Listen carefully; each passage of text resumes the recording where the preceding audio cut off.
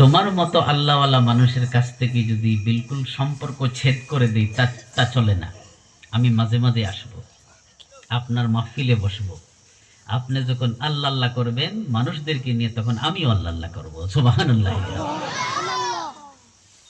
কিতাব খুললে পাওয়া যায় হযরতে জুনায়েদ যতদিন পর্যন্ত এই দুনিয়ার মধ্যে জীবিত ছিলেন, পাখিটা জুনায়েদের মাহফিলে এসে উপস্থিত হইতো এবং জিকির করতো, লা ইলাহা ইল্লাল্লাহ, লা ইলাহা ইল্লাল্লাহ, লা ইলাহা ইল্লাল্লাহ, লা ইলাহা ইল্লাল্লাহ, লা ইলাহা ইল্লাল্লাহ মুহাম্মাদুর রাসূলুল্লাহ।